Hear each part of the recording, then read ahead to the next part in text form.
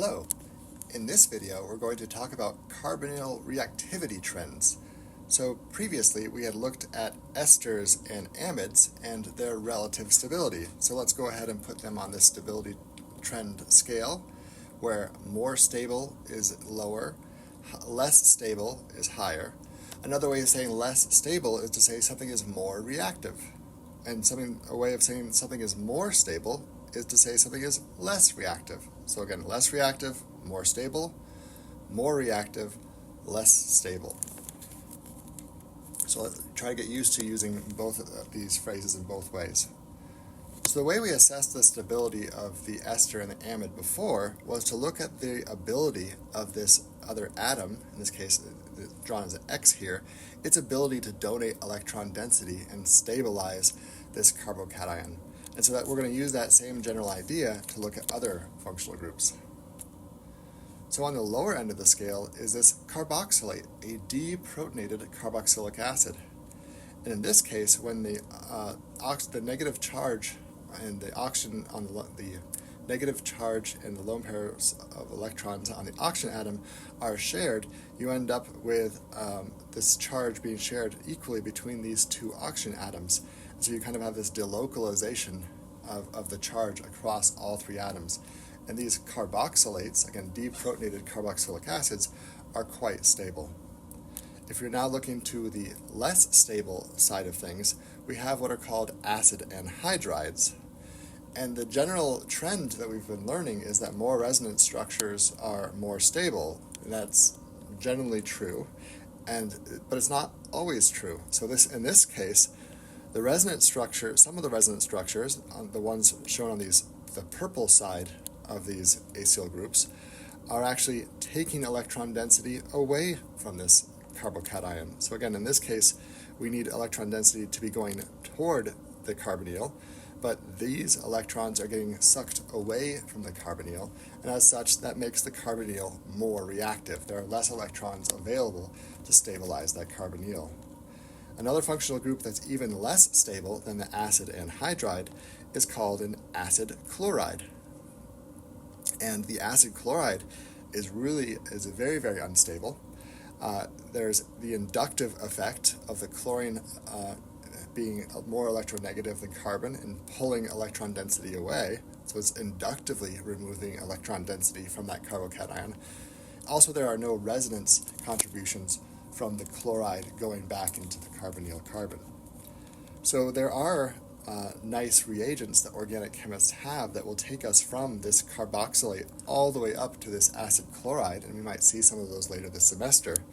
But this is a very handy trick for organic chemists because it effectively puts you at the top of this reactivity scale, and then you can react with varying nucleophiles. The nucleophiles you could think of as being these parts in purple, to go down the reactivity trend scale. So for example, if you added methoxide or even methanol to an acid chloride, you're going to get an ester.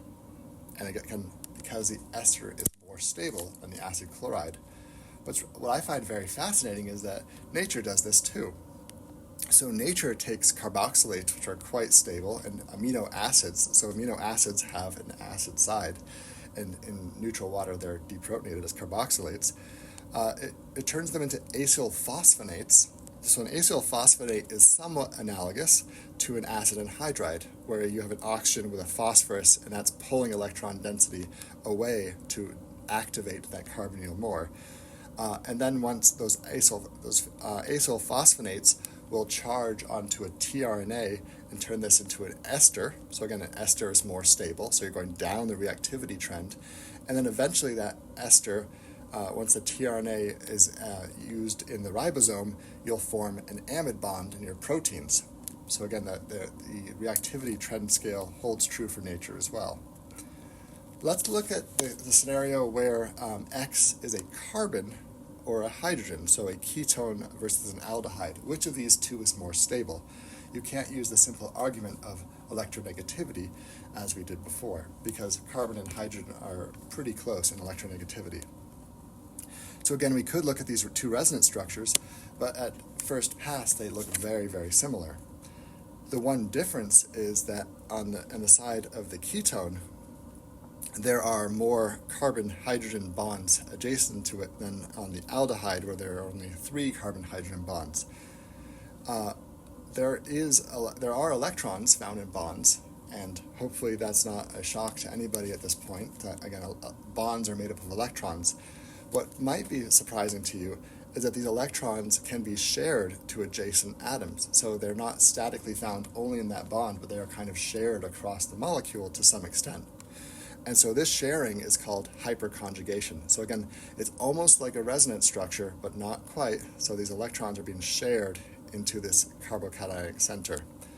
And the one way of visualizing this or thinking about this is if you have this carbocation here, on this empty p orbital of the carbocation, you have this adjacent carbon-hydrogen sigma bond. So you have a sigma bond with 2 electrons in it, and these electrons are being shared a little bit into that carbocation. More bonds around the atom and equals more sharing and more stable. So therefore, because a ketone, in this case, there are 6 hydrogen atoms around, or there's 6 bonds around it. In the case of the aldehyde, there are only 3 around it.